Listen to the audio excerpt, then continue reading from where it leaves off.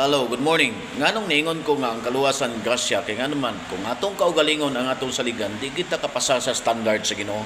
Kay nga naman niingon gani ang 1 Corinthians chapter 6 verse number 9, know ye not that the unrighteous shall not inherit the kingdom of God. Be not deceived, neither fornicators, idolaters, adulterers, effeminate, nor abusers of mankind with mankind, nor thieves, nor covetous, nor drunkards, nor revilers, nor extortioners shall inherit the kingdom of God.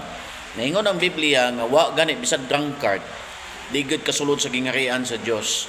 So kaning mga butang nga murag gamay ra gani kay ni siya nga sala, but yet naingon ang Ginoo nga di pwede na mosulod sa gingarian sa Dios. So unsa may atong buhaton? Ang buhaton nato just rely on the righteousness of Jesus Christ. Kay ngano man ang iyang pagkamatarong perfect. Ang ato di ta kapasar kay ngano man ang standard sa Ginoo, bisag drunkard, bisag abusers of themselves with mankind, wala na.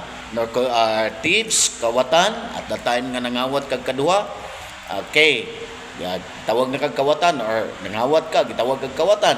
Pero ingon ang Biblia, di ka ka-inherit sa kingdom of God. That's why ang kaluwasan grasya. Kay ngano man atong kaugalingon mo saligan, dili ta kapasar sa standard sa Ginoo. So kinsa gyud ang makapasar sa standard? Jesus Christ sa gyud kay ngano man perfect siya, righteous gyud siya. Di ta matarong. Mao nang ningon si David, the blessedness of man, God imputed righteousness without the deeds of the law. So ang pagkamatarong ni Kristo mao atong isuot aron makasuot ta sa gingarian sa Dios. Kung atong pagkamatarong ang saligan, di gyud ta makasuot. Kay ngano man ang standard sa Ginoo taas kayo. So grasya gyud ang kaluwasan. Thank you and good morning.